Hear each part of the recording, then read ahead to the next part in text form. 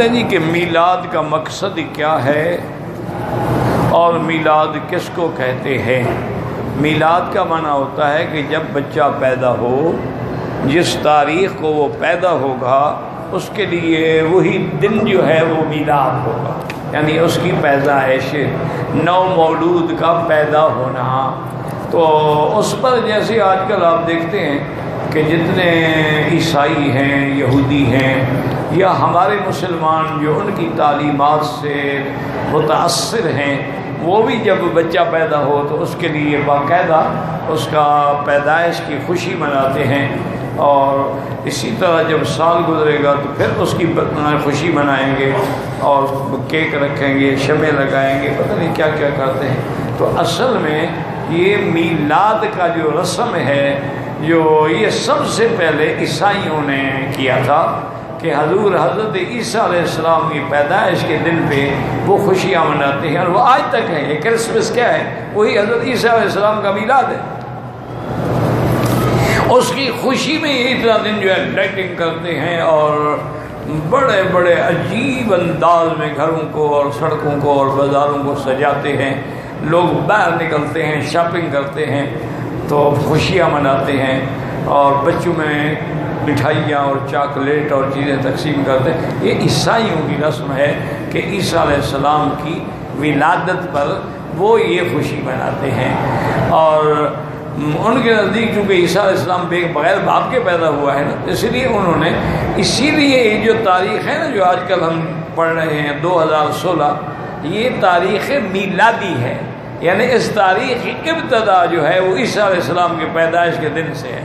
اسی لیے جب بھی آپ ڈائری پہ دیکھیں گے نا تو 2016 کے آگے میم بنا ہوا ہوگا، منع ہوتا ہے میلادی، اور 1437 جو ہے لکھا ہوگا ایک کا اشارہ ہوگا ہجری، کہ یہ تاریخ جو ہے وہ ہجری ہے اور وہ تاریخ جو ہے وہ میلادی ہے۔ اسی لیے صحابہ نے جب فیصلہ کیا حضرت عمر رضی اللہ تعالیٰ عنہ کے زمانے میں کہ بھئی اب اللہ کی رحمت سے بڑے بڑے ملک فتح ہو گئے ہیں، اور ہر وقت ہمیں غیر ملکی لوگوں سے بات کرنی ہوتی ہے، معاہدے کرنے ہوتے ہیں، تو وہ کہتے ہیں کہ جی لازمی بات ہے کہ تاریخ لکھو۔ اب ہمارے یہاں تو تاریخ کا کوئی ریکارڈ ہے نہیں، تو ہم بھی اپنی اسلامی تاریخ مرتب کریں۔ کسی نے کہا حضور کی پیدائش کے دن سے شروع کریں کہ حضور کے آنے سے ہمیں اسلام ملا، دین ملا، قرآن ملا، وحی ملا۔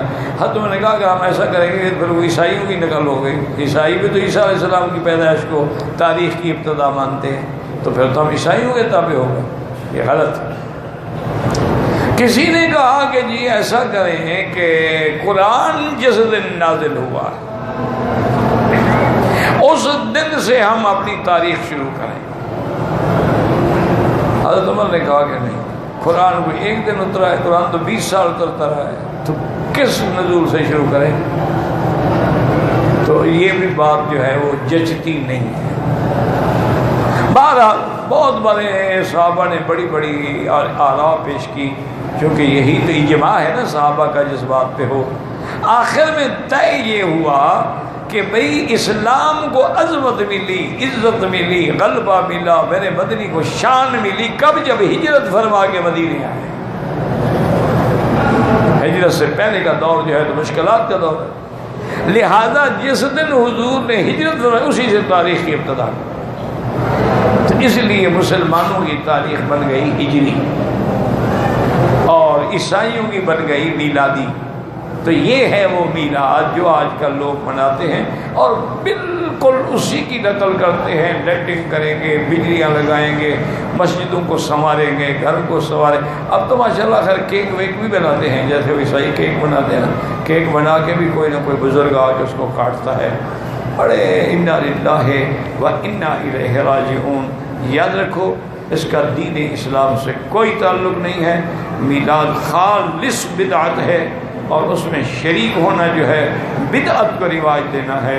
حضور نے فرمایا کہ جو کسی بدعت کو یا بدعتی کو تعاون کرے اس نے دین اسلام کو ہلاک کر دیا۔ من وکر صاحب بدعت، جو بدعتی کی توقیر کرے، عزت کے حضرت آ گئے، فقد ہدم الدین، اس نے دین کو برباد کر دیا۔